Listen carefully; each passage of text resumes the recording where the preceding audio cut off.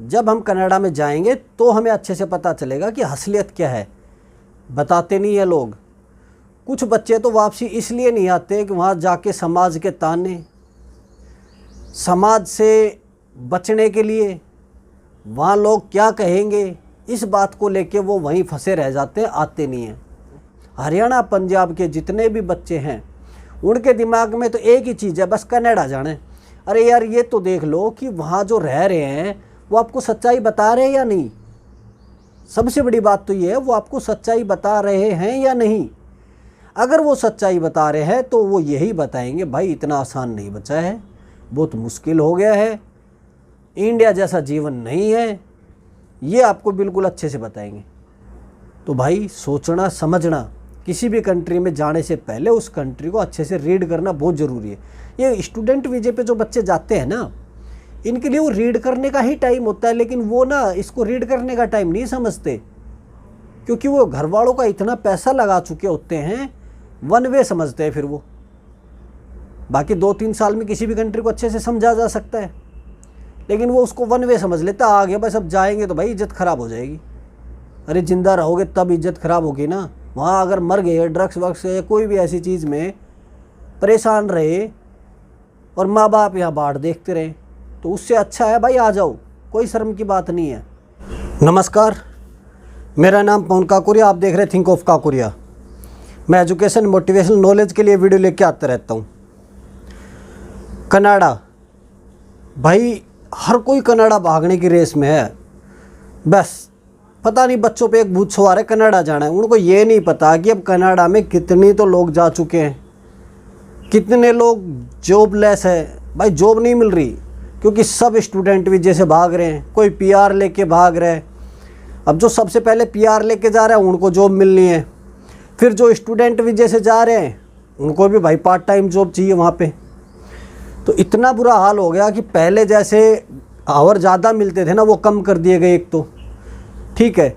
दूसरा भाई वहाँ बच्चे ना चले तो जाते हनी ट्रैप जिसे बोलते हैं ना, इस तरह एक मकड़ जाल है और उसके अंदर वो फंस गए। अब निकलना मुश्किल हो गया। यहाँ आएंगे क्योंकि इतने सालों तक वो रट लगाते हैं घर वालों के सामने, कनाडा जाना है कनाडा जाना है, भूत सवार रहता है उनके।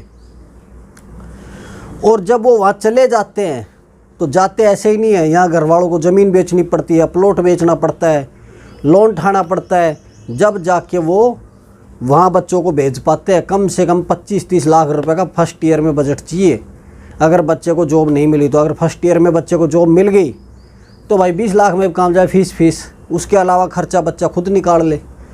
तो ऐसा बुरा हाल है वहाँ पे, समझ नहीं आएगा आपको।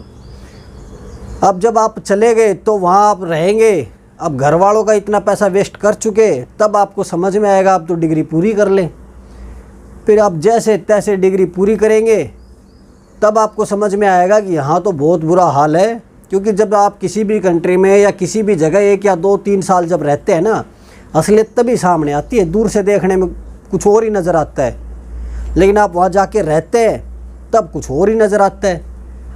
तो वही है भाई, जब तक हम किसी इंसान के पास नहीं जाते ना, तब तक हमें उस इंसान का अच्छे से पता नहीं चलता। ठीक वैसे ही है कनाडा का। जब हम कनाडा में जाएंगे तो हमें अच्छे से पता चलेगा कि असलियत क्या है। बताते नहीं है लोग।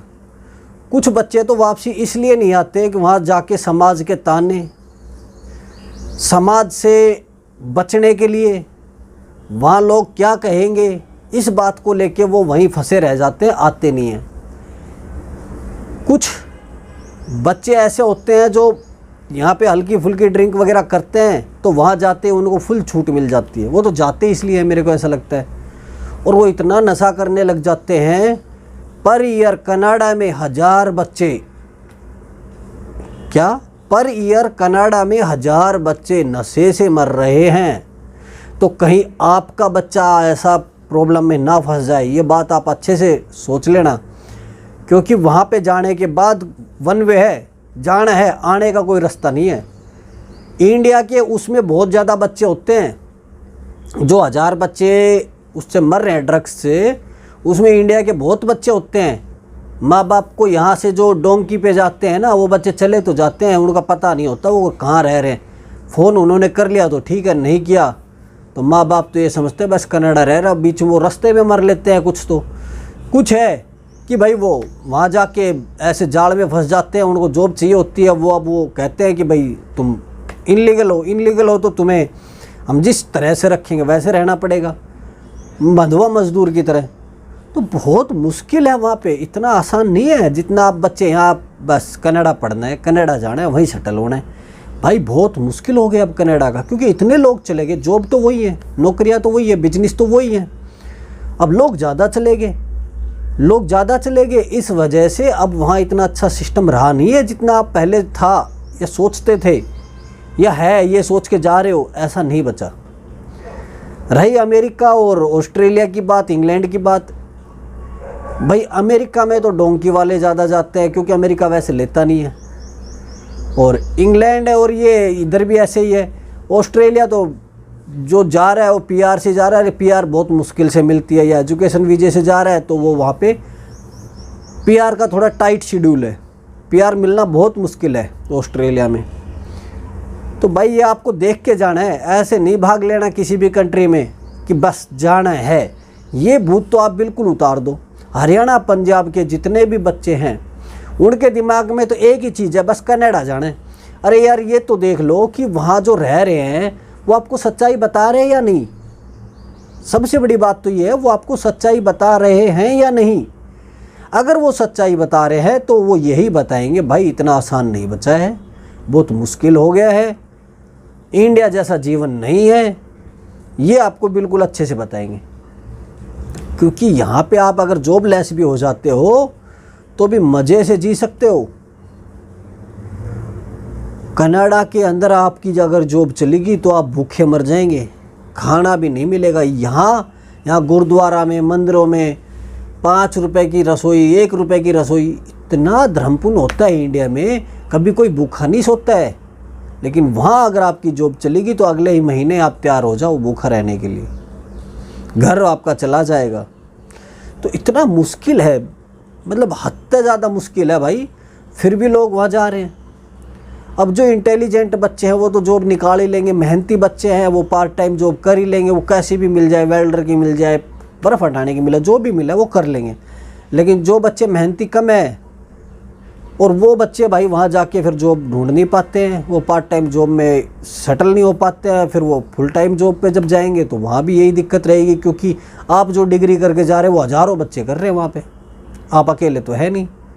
अब जब कंपनी आपको लेगी तो उसके सामने बहुत ऑप्शन होते हैं।